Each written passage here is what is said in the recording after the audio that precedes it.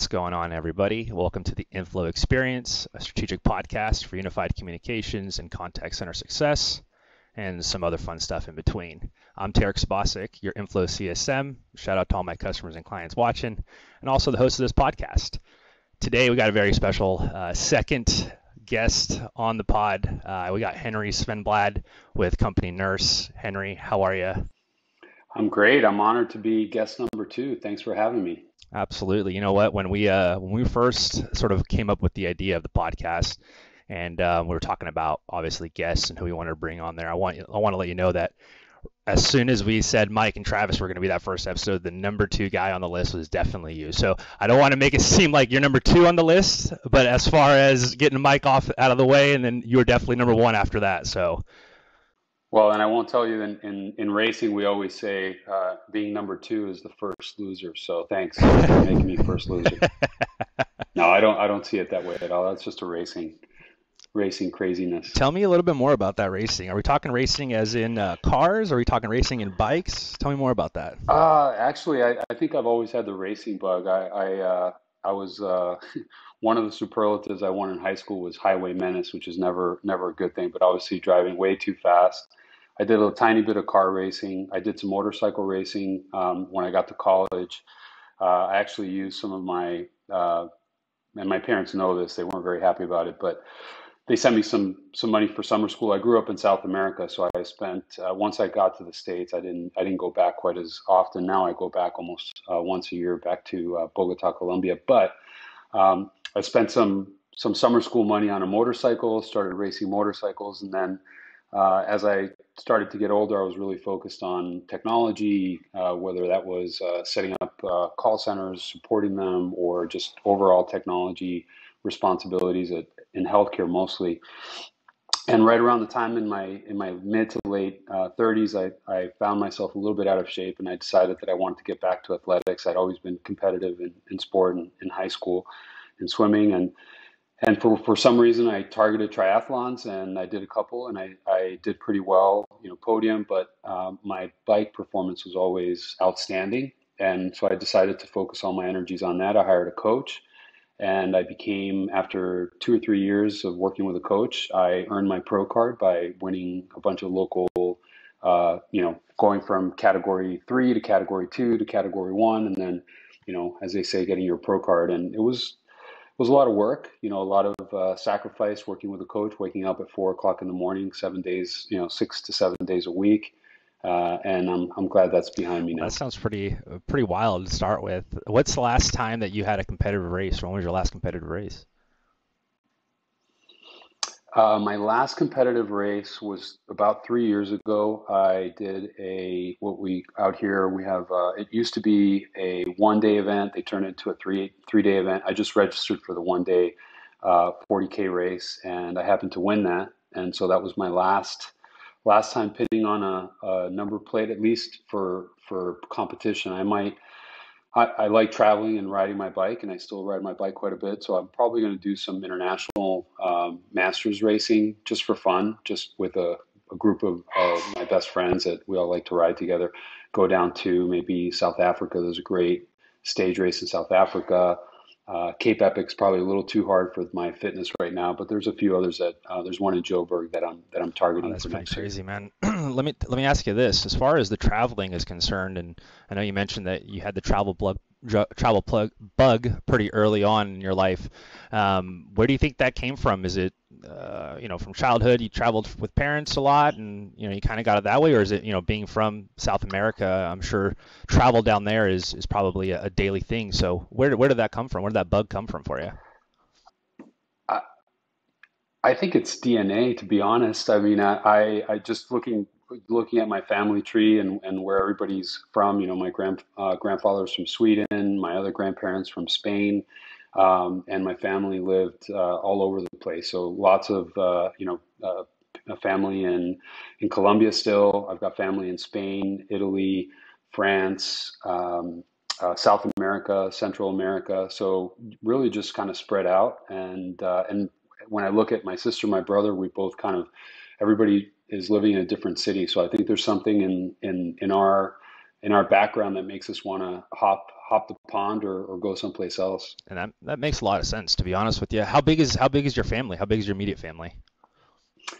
Immediate family is pretty small. I've got my father passed away. My mom is still living in Colombia in a city called Cartagena. I've got a sister that is actually moving back to the States now from Colombia. And my brother's in Marina Del Rey in California. I'm the Oh oldest, wow. so Okay, so everyone gotcha. So everyone's kind of spread out for the most part then, yeah? yeah, yeah. Unfortunately, we don't see each other as much as we'd like, but good thing for Zoom and FaceTime and all that. Yeah, absolutely.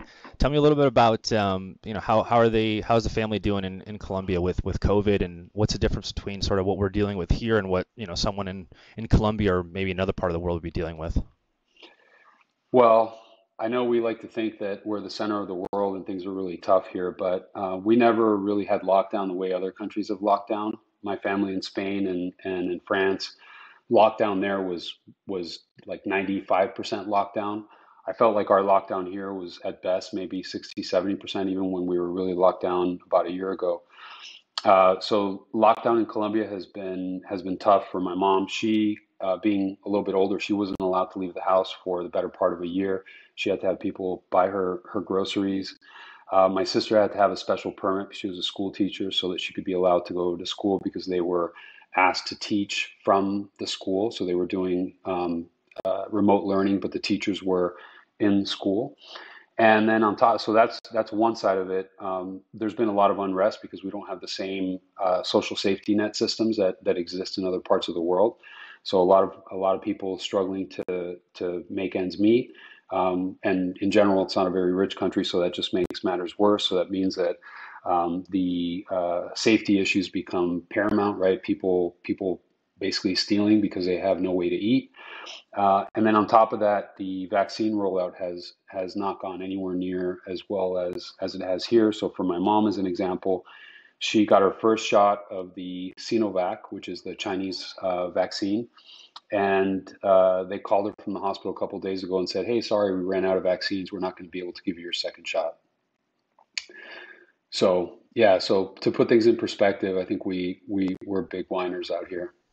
Yeah, and you don't really like even think about that until you talk to someone like you who's experiencing it, right? We kind of live in our own little bubble as far as sort of like you just said, right? We think we're the center of the universe, but in reality, I mean, there's so much more going on out there. 99% of it is probably a lot different than any one of us are experiencing. So it's really interesting to get that perspective. I come from, obviously, I'm not originally from here. I'm from Bosnia, so what my folks are experiencing back home, and my grandparents and everyone else back there, it's a country that's natively a very high scale as far as age goes, right? It's an older country, or as far as age goes, right? The average is much older than most places, so the health concerns are much more direct out there.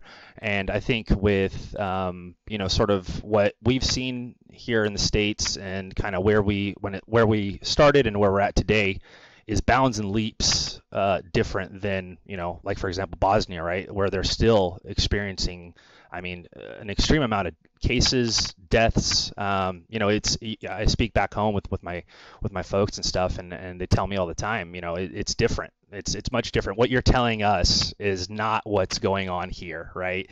And it's kind of hard to understand that until you, like I said, until you hear those experiences. So it's definitely, it gives you food for thought. It definitely puts you in your place a little bit. Perspective is always a good thing, I feel. So, Oh, without question. Yeah. And it kind of, it puts a light on, the fact that we're making mask wearing a political thing. And then you start, you talk to other people in other countries and they can't even leave their house. And we complain here about our personal liberties and kids or ourselves having to wear masks, but put things in perspective. Look at what happened in other parts of the world and the liberties that were taken away from others, and be glad that we're here, and be glad that we're doing as good as a job as the government's doing now, and state and local governments, and just distributing the vaccine. I mean, actually, interestingly enough, one of my best friends from high school, also a cyclist, is actually flying out here. He lives in Spain, but he wasn't able to get the vaccine in Spain. And so he's flying out, staying with me for a week, and he's getting the J&J vaccine. So now we're seeing vaccine tourism. Wow, that's yeah. I honestly didn't even think of that aspect of it, right? If we can't, if they can't get it elsewhere or where they're at currently, right? There's got to be people out there that are going to do everything in their power to assure safety for themselves, and you can't blame them for that by any means. So I think that's as far as kind of what his situation is, and sort of you being able to kind of accept him into your home, and I think that's a fantastic thing. You'd like to see that on a greater, larger scale, though, right? That sort of assistance, that sort of opening our hands and our arms to not just our neighbors, but really anyone around the world. And I think, like you said, a lot of this has become so political that it's really hard to have that empathy when you kind of look at it through that lens, right? Yeah, I mean, I was reading something in the news about the UK turning India down in terms of giving them any extra vaccines, and I think that if you know anything about the history of India and the UK, that's kind of a tough blow from my perspective anyway. Yeah, no, absolutely, and I agree with you on that as well. And I think the more we kind of have educated conversations around not just COVID and the virus, but really sort of how our inner workings work in each individual country and what they're facing, infrastructure. Look at that alone, right? The differences that creates and the problems that other parts of the world see and experience on the daily that we don't have to really worry about, right? I mean, we have paved roads, we have these things that we would consider, givens here in the States, right? Where other places of the world, I mean, clean water is still a long shot in some parts of the world, and it's a privilege to be able to have those things. And I feel like, without really experiencing that at that level, you really don't get that perspective that you should. Completely agree. Sorry about the background noise. I think my wife's doing some house cleaning in the background. But yeah, no, I couldn't agree more. And I think the perspective that we have, Tarek and myself, having grown up in another country. My wife is from Croatia, actually. She was born in Croatia, but she grew up in Austria. So that international perspective and having our family, her mom is in Austria and she's been pretty isolated because of that. She's a little bit older. She still hasn't been able to get the vaccine, but yeah, it just gives us a very different perspective. And I think it's a perspective that really helps in the workplace too, right? I've, I've compared it to understanding the cultural differences. It's about treating people how they want to be treated. And so when you really, and that's one of my passions actually is learning other languages. I only speak two very fluently, but I like to dabble in all of them. And so if I'm visiting Croatia, I want to learn all the greeting words and how to order food. I really try to kind of, even if I sound silly, I want to try to fit in a little bit more. And I think learning the language and understanding the history of these countries really gives you a perspective on what makes you you. Yeah, I think you make a great point there. And one thing I'll add to that is, you kind of mentioned, workplace culture and how to sort of implement that and how to be, more respectable towards one another. And I think, it really just comes down to, at the end of the day, like you said, treat people how you want to be treated. And, you learn that in grade school. It's not something that's, you turn a certain age and you finally start to gain that knowledge. I mean, it's taught pretty early on, or supposedly it's taught pretty early on. And I think, we've come a long way as a society. And I think we forgot some of those things, right? I think we forgot those things that we learned early on in grade school, and even in high school a little bit, right? You deal with all sorts of different situations, and as you kind of grow old and you pick up different values and different morals than you did when you were 18, you kind of forget some of those basic ones. And I think the more we've emphasized sort of empathy and understanding and being respectful, I think it's only going to help us in the long run. I don't see it hurting us in any way.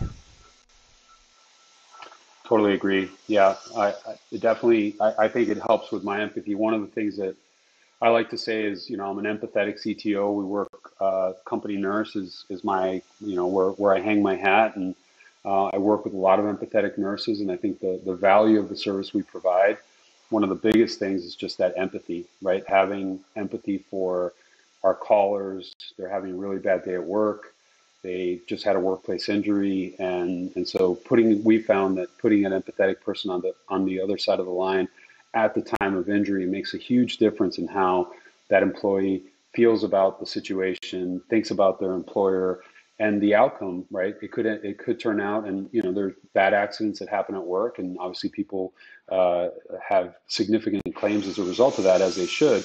But but sometimes if you treat them right at the beginning, it could change the whole perspective of the trajectory of that workplace claim. Yeah, a lot of the time, right? It's not necessarily the things that you're saying or necessarily sort of the impact of those. It's really how you're saying it and how it's perceived, right? So I definitely understand that there, and it makes a lot of sense from your perspective. Let's talk a little bit about, you brought up company nurse, and that's currently where you're at today, CTO. Tell me sort of, first let's kind of start with company nurse, right? What do you guys do? What's the mission there? What's the goal there? Yeah, so we lessen the pain of workers' comp. And actually, what's interesting, and maybe this podcast will serve as sort of the launch of us making this public.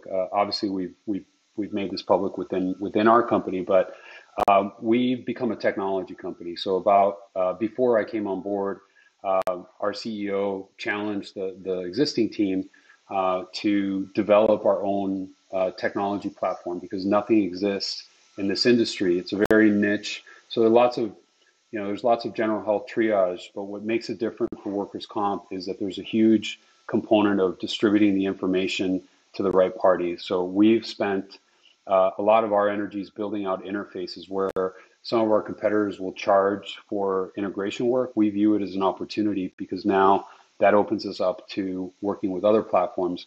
And kind of the announcement today, or the new thing to share with you, and you guys are probably already clued into this, but that product that we called Inspire, which is Inspire in Latin, we've actually formed an LLC, and we're starting to shift all of our technology resources and energy to that LLC. And we're actually now talking to several of our competitors to commercialize the product that we built for ourselves to basically make it available to them. And it's interesting when we start to have these discussions with competitors, when you hear how much longer their average hold time is, how much turnover they have because their staff is being asked to do more things than we do, and what the user experience really ends up being for the injured worker. They may think they're providing white glove service, for example, by putting a nurse directly in front of the call, but then you start asking questions like, well, how do you route calls to the right nurse if you can't take calls for states that you're not licensed in?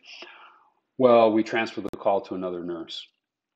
And then how do you do that? How do you find a nurse that's available that has that state skill if maybe your system doesn't support that? So it's interesting to look at how technology has allowed us to become so much more efficient and then to allow us to commercialize that software and make it available to others. So that's pretty exciting. So that's been so while our focus has always been on lessening the pain of workers' comp through services, now our focus is shifting to lessening the pain of uh, not just workers' comp, but we're actually getting into the injury prevention and pre-injury management space with some health and safety solutions that we had to develop out of necessity because of COVID, and that's turned into a healthy software as a service business for us now. How was the initial sort of I guess the initial take on the idea of kind of where you wanted to take company nurse from, kind of currently what they were doing before you came on, and then once you came on, turning it into quote unquote a technology company. What was, how was that perceived? How did leadership take that, and sort of what was the initial thoughts there? Well, I think the initial I think reaction before my time was perhaps surprise and shock, if you will. But by the time I came on board, I think there was a consensus that it was a direction we wanted to go. Excuse me. My role was really figuring out the best way to do that. And so I had been doing consulting on and off for years and between different senior IT roles. And so I came in initially as a consultant, really focused around, what is it going to take to commercialize this platform? But then quickly realized that the organization really needed to go through a digital transformation. We were an on-premise company, so all systems were on-premise, including some very protected health information. So an on-premise Mitel system, an on-premise Exchange server, an on-premise help desk system. And so it didn't take me long to convince the team that we should shift to a cloud strategy. So I came up with the term SaaS first cloud. I mean, the term is out there, but we sort of commercialized that internally, if you will, SaaS first, cloud first. And so we implemented our Genesys Contact Center as a service platform, which I think is the premier solution out there. We work together on this, but I talk to dozens of Genesys customers and prospects a month, and it's exciting to see them understand the realm of what's possible, because I think so many people have been stuck in this world with sort of outdated contact center platforms from maybe networking companies or old telco companies, that it's hard to wrap your head around what's possible now with voice over IP and with APIs that allow you to control every aspect of those interactions. So now, fast forward now, the team is completely bought in. I think maybe the hardest thing is just going from a services company that has that services mindset to really shifting to a more of a technology mindset. And that's taken hold now. Now it's just a matter of convincing the marketplace and seeing that success, not just beyond what we've done over the last year, but really just seeing that accelerate.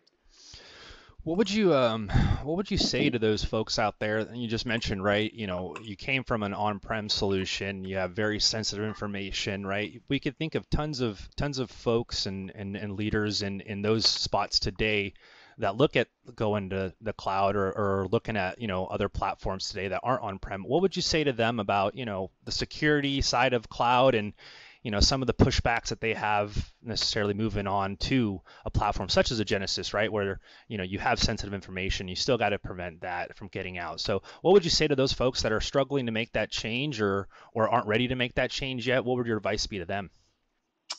Yeah, I think it depends, Tarek, on who you're talking to, right? So if you're talking to this, you need to know what the motivators are behind the different positions or levels that you're talking to. So, if I'm talking to a CEO, I would just level with them and say, look, the folks on your team that said that I had a customer recently tell me that they're not allowed to use AWS.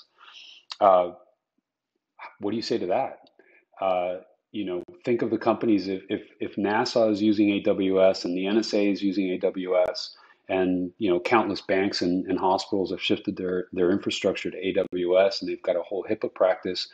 Um, I think the conversation with the CEO is, hey, you probably have some people on your team, whether it's the network team that's devoted to Cisco because nobody ever got fired for buying Cisco, which I don't think holds true today anymore, or the telecom team that's stuck on their old Avaya system, and they have 50 Avaya techs whose life sort of depends on punching down physical phones in these buildings. Maybe it's job security. Maybe that's what's causing companies and some of these leaders to make the decisions like you can't use AWS. Luckily for us, we have a visionary CEO, and so I was able to very quickly. He very quickly understood. I mean, I helped explain it, but he understood that our agility and our ability to grow and scale and to be competitive in the marketplace would be impacted in a very positive way by us shifting to the cloud. And so that was the argument 3-4 years ago. Fast forward, we're winning security awards for what we're doing. We're being recognized in the marketplace with success, but also just PR opportunities, and suddenly we're the car that everybody wants to have, so to speak. In our industry, we're just inundated now with opportunities. Our biggest challenge is figuring out which ones to tackle first, and that's a good problem to have. So I would say that depending on who I'm talking to now, if I'm talking to somebody who is a network or telecom technician at one of these companies, I would really ask them to examine what it is they want to do in their job. Some people are very comfortable, right? They're comfortable making a nice salary. They've invested all this time in Cisco certification or some other certification. And I think to some extent that's complacency. You need to be always challenging yourself. I've always challenged. I think part of my success has to do with my curiosity, whether it was what caused me to want to race bicycles or cars or motorcycles, constantly pushing the limit. I'm somebody that obviously likes to take risk. I like to take calculated risks. clearly I can share lots of ways that accidents have gone wrong, but I think it's the same in business. You have to take those calculated risks if you want the big rewards, or you can go. There are plenty of companies out there that are just perfectly happy trotting along.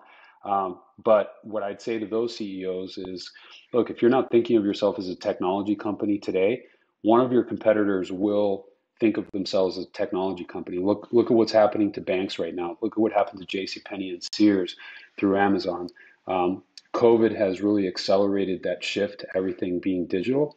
And so I think some of these companies that still have that old mentality against the cloud or not being able to use AWS are either going to have to adapt, or somebody else is going to come along. It might take a while depending on the industry, and they're going to be the next JCPenney or Sears.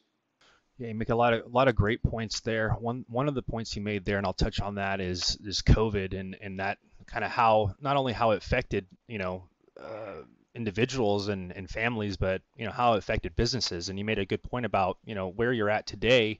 It may be a decent spot to be in for the time being where we are at, right? But what happens when COVID hits or a COVID hits or something else comes about, and you need to be, like you said, you need to have agility and you need to be able to be nimble enough to make changes to the system that aren't going to affect not just the end users themselves, but your customers. So tell me a little bit more about how COVID kind of came in and affected you guys directly, and sort of how you guys were able to not just think on your feet, but what are some ways you guys alleviated stress for the employees and also for you guys as end customers? Yeah, that's a great segue, Tarek. Lots of questions there. So let me talk first about what we did for our staff and how we alleviated the immediate impact. So the first thing we did is we were probably 50%, 60% remote. I know you guys are 100% remote, and for the most part, and have been for a while. So we shifted, thanks to the investments that we had made in Genesis and Zoom and Microsoft 365.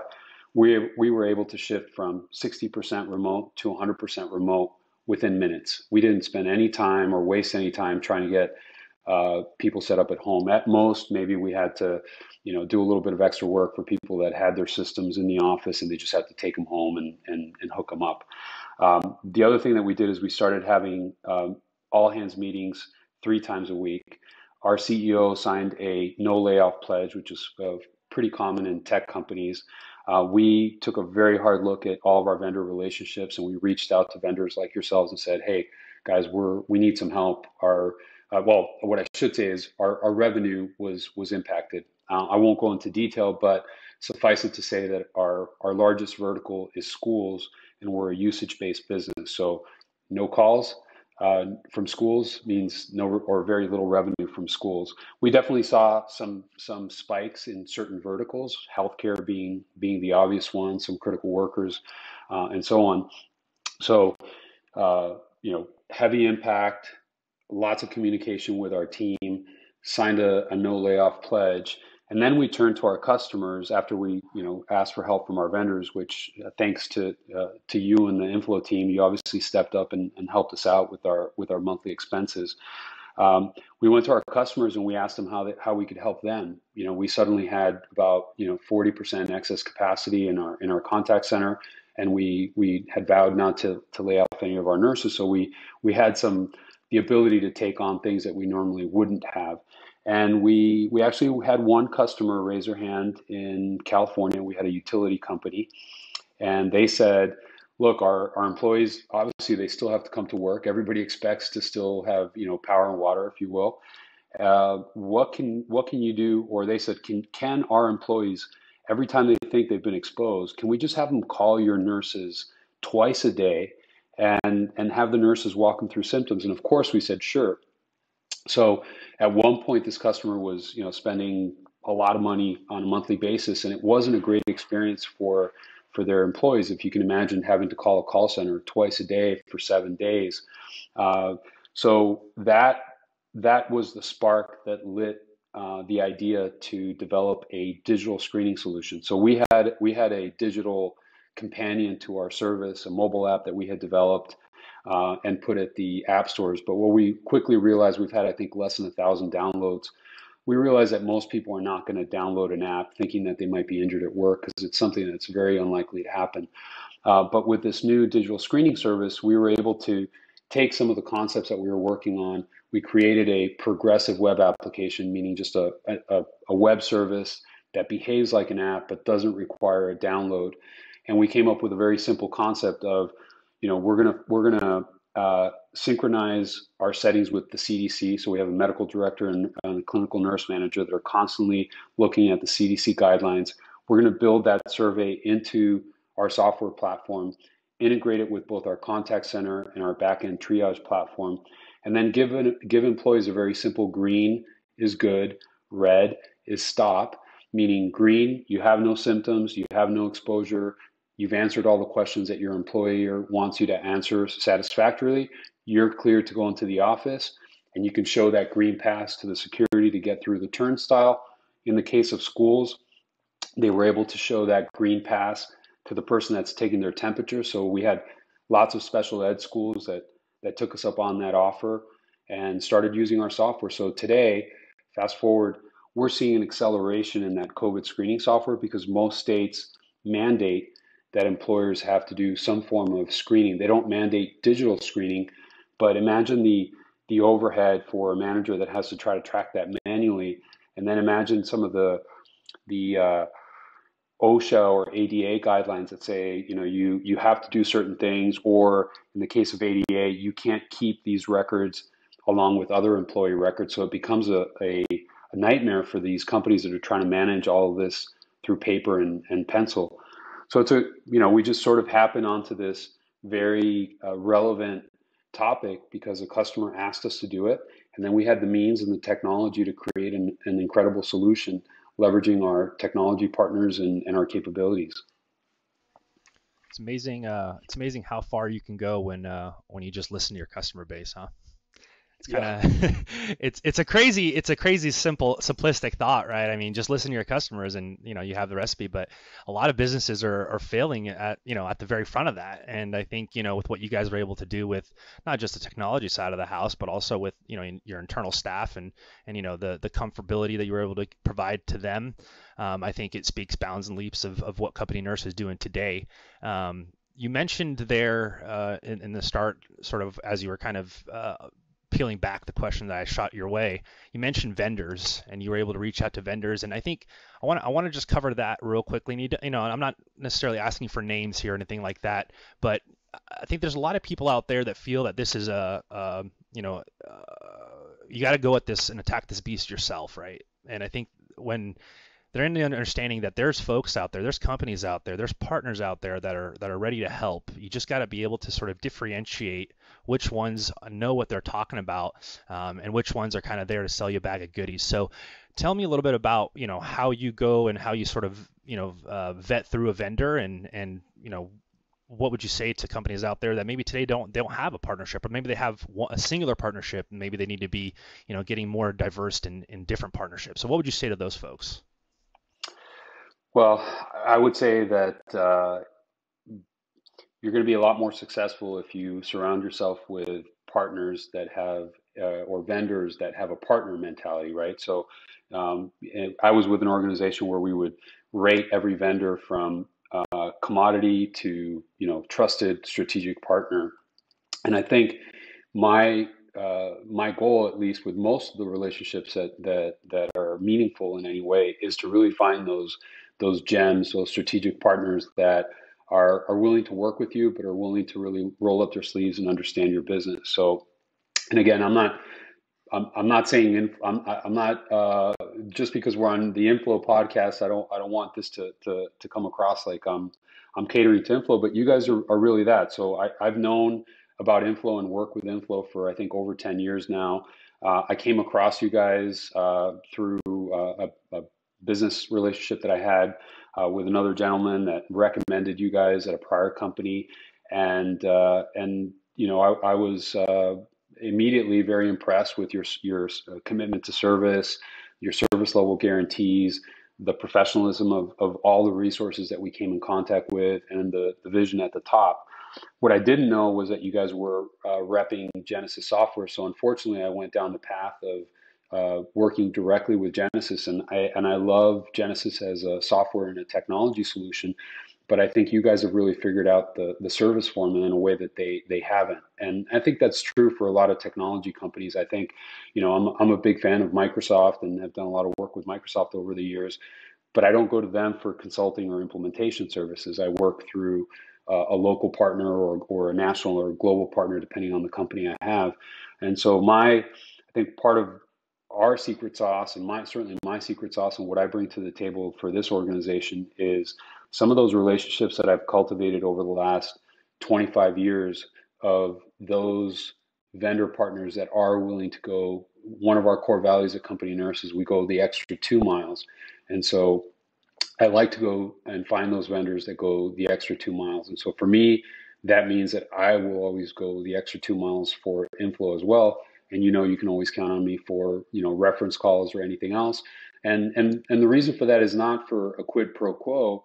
It's really just that, I don't expect to get anything out of it. But if I'm really between a rock and a hard place, like with COVID, I know that I can count on, I know that I can go to you like I did and say, hey guys, I need some help with our monthly, support expense because our business is looking down a pretty scary situation right now, and we need to make sure that we keep our staff and that we survive this pandemic. And so, thank you guys for being there. Thank you for being one of the ones that stepped up. And like I said, I really can't say enough good things about our business relationship. I hope others that are out there that are currently with you feel the same way. And if you're not, hopefully this is good advertising for you.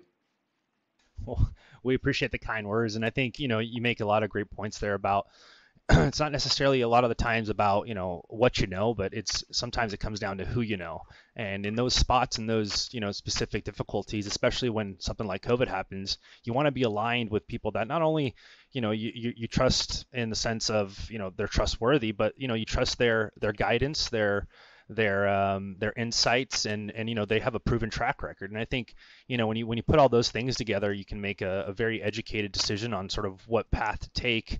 And I think a lot of that comes from leadership, right? Leadership is the back and bone of a lot of successful organizations. Not saying that it's the 100% backbone to it. Obviously, people make companies, but leadership is a big part of it. So with that being said, I joined Inflow for that very reason. When I was, in between sort of jobs and looking for my next step, I got to talking with Mike Doloff, and Mike's leadership really sort of spoke to me about, being able to put himself in the spot of his employees and being able to put himself in our shoes and sort of pitch that, not necessarily vision of what the day-to-day looks like, but the common mission and the common goals.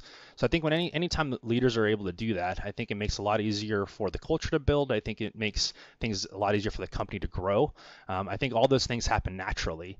So with that being said, as far as your leadership is concerned, what are some things that you maybe changed in your leadership style as you've grown through the years and as you've changed positions, right? What are some things that jump out to you as a leader, that you see maybe others doing not necessarily the best job at, or could be doing a better job with? Well, wow, there's a lot there. I think in terms of what's changed let me tackle the what's changed for me, and maybe you can bring me back to some of the other points. But I think the biggest thing that's changed for me is when I started, I was very technical, and I'd like to think that I could do X, Y, or Z better than somebody else for that specific technology, whether that was at whatever the technology was at the time. At one point, we were implementing data warehouses, and so it was all about databases and building integration scripts and so on. But one of the things that I think as we get older, and I'm going to date myself a little bit. I've been in this healthcare technology industry for 25 plus years. Uh, you realize that you may not be the fastest anymore, right? You can't keep up. You can't know C++ and Java and React and be up and coming on all the latest technologies. You just can't. As a leader, you in some cases have to become more of a generalist. I was on a CTO podcast, and I made a comment about how if you're a CTO and you're spending all your days coding, you might not be doing. Now that might be okay for a very small startup, but if you're leading a large organization and you're at the C level, I think what's expected of you is to be able to tell a story and to get people motivated to want to commit to that story and that vision. So how do you build that vision, and how do you get people excited about the vision that you're building and to get behind it? Because you're not going to be able to do it alone. And I would submit that if you're spending all of your time, installing phone systems or writing code as a CTO, that's probably not going to be the best for the organization that you're with. So I think for me, I have a guy that I read, Chip Conley. He's got a book called I think it's Wisdom at Work or something to that effect. But it's about how to become kind of that elder, how to embrace the fact that you are a little bit older and you have different things to bring to the table than you did maybe when you were in your early 20s and you're firing on all cylinders. And again, that's not to say that everybody that's older is going to be less technical. It's just that again, there's only so much that one person can do, and I think leadership is a skill that has to be honed, and it's not just take your best developer and make them a leader. They might not have those leadership abilities. So hopefully that answers that question. What else? What did I miss, Tarek? I think you nailed it pretty heavily on. What one follow up to have for you in that same breath, though, as you sort of talk about becoming a technology company, and technology today, right? It's very very fastly expanding and growing industry. What would you say to those folks that maybe not necessarily like you just said, right? They're maybe a little bit older as far as age goes, or maybe they're jumping on very late, and they're discouraged by the fact that there's so many others ahead of them. What would you say to someone that's looking to get into the space of whether they're looking to code or whether they're looking to be tech support, whatever it is? What would you say to those folks that maybe are a little discouraged or aren't they don't know where to start? Right, is probably the best way to put it. What would you say to them? Yeah. Well, start with making one good decision. But I think the one thing that I heard recently, which I think is the wrong. So I'll start with what, and you shouldn't start with what not to do. But I'll tell you what I heard that I had a kind of allergic reaction to, and that was apparently Silicon Valley leads in plastic surgery for men. So you've got these you've got, first of all, you've got some people that think that if you're not a 20 or 30 something technologist, then you just can't deliver. So I think that is ageism, and that's absolutely wrong. Um, but at the same time, I think you have some people that maybe are getting a little bit older, and they think, well, I gotta look younger, or I've got to stay up with all the latest stuff. Embrace the things that you've learned, embrace the lessons that you have from making mistakes.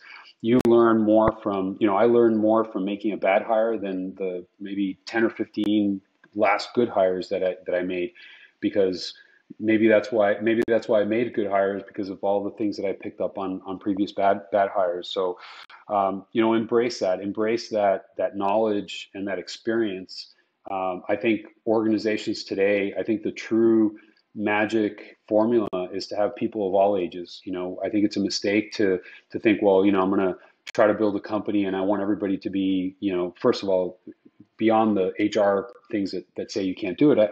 I've seen organizations that have tried to do that.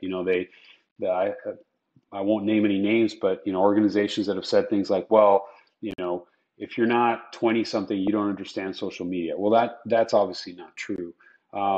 Is it true that 20-year-olds spend more time on social media? Sure, but I think that having that diversity in age is where the value for these organizations come in, because you know maybe somebody's experienced something over the last 20 years that brings something relevant to the table. So don't underscore that experience, embrace it, and don't try to pretend to be something that you're not. Just because you can go out and take a course in the latest technology doesn't mean that you're really passionate about it, or doesn't mean that you're going to get that next job. I find it interesting that some of the bigger technology companies, they don't really hire to, hey, I need somebody with this skill or that skill. They want to find somebody that's been successful with whatever skills that they have. They're probably going to have to learn a whole new set of skills based on how a big company does things, where the specific technology that they're using is maybe not quite as important as just the ability to learn and the ability to deliver. Yeah, it's a great point. It's a really good point to be comfortable in your own skin and the things that you already know and to sort of highlight those things because it really, and you make a great point, right? Any company that you move to or any industry that you move to, there's going to be a learning curve, right? There's going to be a slew of whether they're platforms or they're softwares, whatever it is, there's going to be something there that you're going to need to learn. So that dynamic won't change. That dynamic is going to be seen really cross board anywhere you go. So I think it's a great point there. As we sort of come to the close here, and as we're kind of wrapping up, I always want to peer into the mind of someone like yourself and talk a little bit about mentorship because I do feel like it doesn't happen as frequently as it did, or maybe I got a bad read on that. But what would you say towards that field of either becoming a mentor or seeking a mentor? Maybe give me an example of a mentor of yours and sort of how that came along, or maybe you've been a mentor to someone. Talk a little bit about how mentorship works in your area and kind of what you've been able to garner through your years of experience. Yeah, I was super lucky early on in my career. I had somebody that was able to call a mentor, and I still call a mentor today, Marsha Radosevich. She was the CEO of a company that I worked for in the early 90s. Incredible woman, just incredible CEO. Sold the company to McKesson for 300 and some $1 million. So, obviously very successful as well, but always driven by integrity and passion for the business and for software development and for solving very difficult challenges. And I think it was that experience, that example, and being able to kind of tap into her brain, which I was lucky to do based on the position that I had, and we just kind of got along, and so I still maintain some contact with her today, and I really get a lot of value for myself, but just I'm passionate about being a mentor. I love working with some of the younger folks in the organization, or just folks in the organization that are willing to learn. So what I look for is, do they have that curiosity? Do they are they open to change? I'm not interested in being a mentor for somebody that you know doesn't see themselves as curious or always looking to learn and become better. But when I'm able to, or when I'm able to make that connection with somebody else that maybe has that same passion for technology and learning, I'm all in. I'm excited about sharing my experience, devoting my time to them, because I know that it's going to be paid back. And I've had a number of people in my career come back to me and say, look, you pushed me in this direction. You asked me to learn this thing, and now I've got this great career, and now I've got this team of so many people, and they're doing better than I am, and that's fine. But I find a lot of just joy in seeing that. That's awesome, and I think the more and more Henrys we get out into the space and into the field, the better off we'll be. So, Henry, I want to thank you for taking the time today to join me on the podcast. It was refreshing. It was I'm honored to be talking to you on this platform. So throughout the years that you've had with Inflow, I'm glad to hear that everything has been fantastic. And for the times that were not ideal, I'm glad that we were able to work through it. And as we sort of continue our partnership, if every company, if every client of mine was a company nurse, and if every individual I talked to from that company nurse was a Henry, I'll tell you right now, my job would be much easier. So I do appreciate you. I Absolutely, appreciate man. that. Thanks for the Absolutely. love. You bet. Thank you, Tarek. Awesome. Thanks for the time, Henry. And for everyone else out there, I want to say hit the like button, subscribe, and you can find us on every platform that you find your podcast today. So make sure to check us out, and we'll talk to you soon. Thanks, everybody.